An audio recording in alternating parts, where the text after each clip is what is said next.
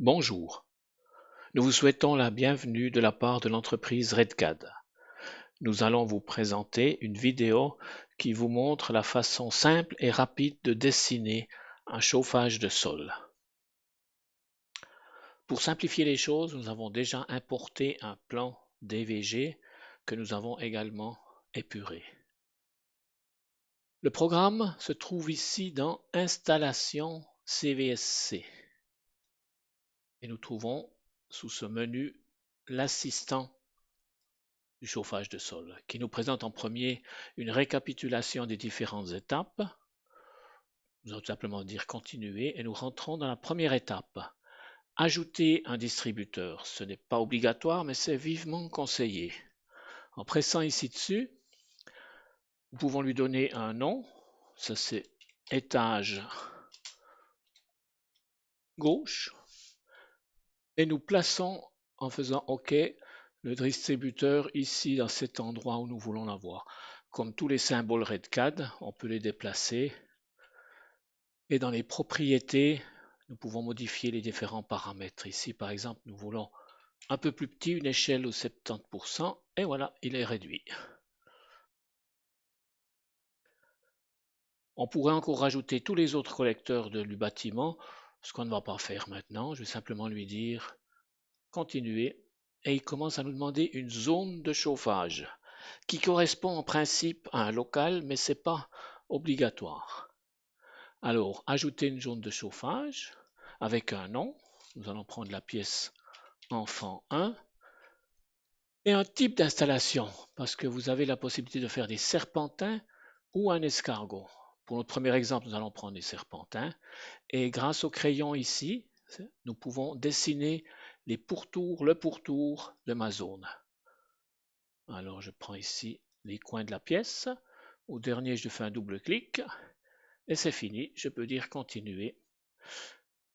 Il nous demande le nombre de murs extérieurs. Dans ce cas présent, ça sera juste 1. Une fois que j'ai cliqué sur la zone extérieure, il est légèrement d'une autre couleur. J'en ai qu'une, je dis OK. Et le nombre d'exclusions. Nous n'avons pas d'exclusion dans cette pièce, mais nous pourrions pas avoir dans un local tel qu'une cuisine, un îlot de cuisson où nous voudrions exclure qu'un des tuyaux de chauffage passe. Là, nous laissons 0, disons simplement continuer. Et maintenant, la position du départ dans la boucle. Elle est pour moi, elle est là. Je continue. Le retour, je la mets vis-à-vis ici. Et je dis continuer. Les propriétés de la boucle qui ont été prédéfinies. 2 cm le tuyau, que ce soit un 6, un 8, un 9, ça ne joue pas un grand rôle. L'espacement à la limite de la zone, c'est entre le mur et le début de la zone, ici et ici. L'espacement des tuyaux dans la zone intérieure, 20. Le nombre de tuyaux dans la zone extérieure et l'espacement de la zone extérieure. Lorsque ces chiffres correspondent à ce que je veux ou à ce qui a été calculé, je lui dis de me générer ici la disposition. Cela peut prendre quelques minutes parce que le programme teste toutes les possibilités et une fois qu'il les a tous calculés, il nous sort ici 1, 2, parfois même 3 propositions. Je peux choisir ici entre ces 2 propositions, horizontale, verticale ou toute horizontale, je vais prendre celle-là. Si ça correspond à ce que je veux, continuer, ajouter une autre zone, je vais lui dire les parents, également avec des serpentins et je redessine le pourtour de ma zone qui n'est pas tout à fait la grandeur du local parce que j'aimerais laisser ici un peu de place pour les tuyaux de raccordement de la salle de bain. Ok, on continue. Le mur extérieur, j'en ai qu'un. Je n'ai pas d'exclusion non plus, nous aurons ça dans le prochain. Et je lui dis mon raccordement de départ, je vais le mettre là. Et puis le retour, je vais le mettre ici. Continuer. Ici, il est possible que je puisse avoir une autre dimension, par exemple 25. Le reste, je laisse la même chose. Et je lui dis de générer. Cela prend parfois un peu de temps, mais c'est toujours plus rapide que si vous devez le dessiner, l'effacer et le redessiner, parce que le premier dessin que vous avez fait ne correspond pas tout à fait à ce que vous auriez voulu.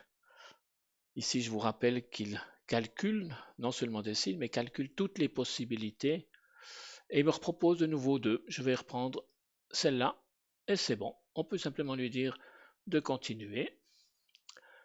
Mon troisième local, qui est enfant 2, cette fois j'aimerais le faire en escargot. De nouveau, il faut ici que j'aille chercher les contours du local. Voilà. Double-clic pour la dernière. Je continue. Et il n'y a pas de zone extérieure naturellement avec les escargots. Mais il me demande aussi si je veux une exclusion et je lui dis oui. Et je veux la dessiner, par exemple ici. Je peux l'agrandir comme je veux, mais même si je l'ai dessinée et puis que je vois que je vais encore changer quelque chose, je peux très bien revenir puis modifier. Une fois que ça correspond, continuer, l'aller-retour, l'aller, continuer, le retour, voilà.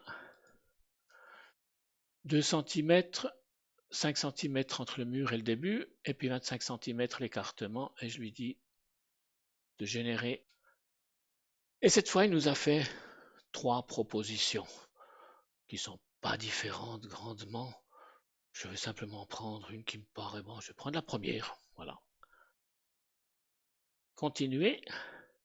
Et si je continue cette fois sans rajouter ici de zone, il passe directement à la partie raccordement de mes boucles.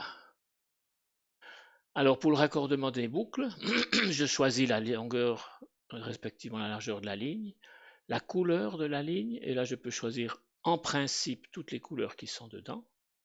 Ici je vais choisir le rouge pour le départ. Le trait de ligne, le type de ligne, je choisis la plaine.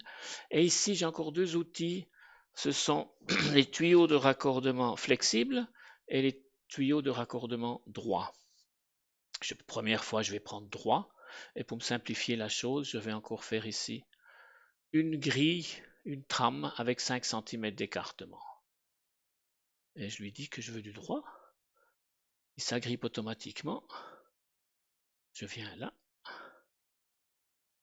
Voilà. Je prends le bleu que je mets entretillé, mais également en droit. Voilà. On peut un petit peu s'amuser si on veut. Voilà. Je reprends le bleu, toujours pour ici.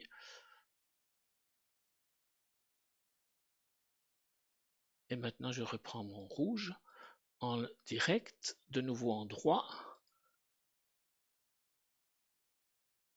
Voilà. J'enlève ma trame et je veux faire maintenant, je suis dans le rouge, du trait libre.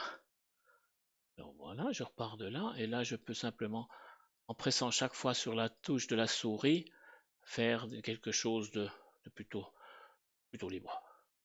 Couleur de ligne, on change la ligne, on reprend notre symbole de conduite libre.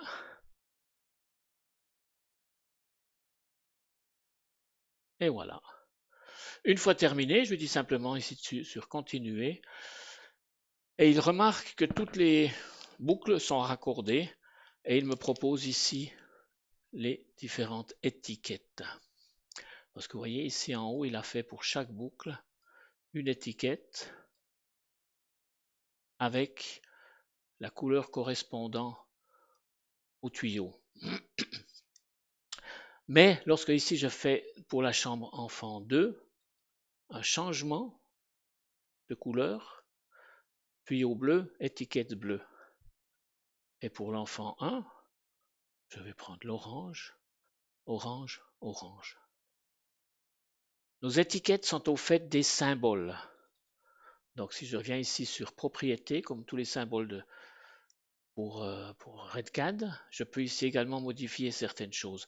En allant cliquer sur le champ, je peux introduire 1,25 le débit simplement, qui a été calculé séparément. Mais je peux également ici aller dire, j'aimerais changer ce champ enfant, où je lui dis, tout au début, je préférerais avoir 102, et puis tout à la fin, j'aimerais encore lui ajouter 20 degrés. Voilà. Et maintenant, au fait, j'ai terminé mon dessin de chauffage de sol que je pourrais imprimer. Il y a encore une chose qui a été introduite, c'est ici XLS, c'est-à-dire que nous faisons une exportation des données dans un fichier XLS que nous allons appeler 321. Voilà, il est créé, c'est très rapide. On va le rechercher sous document.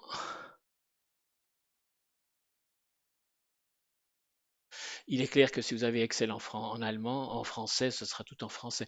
Mais ici, la zone à imprimer, elle est en français. Donc, vous pouvez, vous, ici, aller rajouter 102, 1,0 litres minute.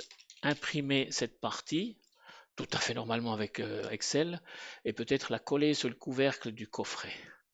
Là, je ressors simplement. Je n'ai pas besoin de la mémoriser. Voilà, j'espère que ça vous a plu.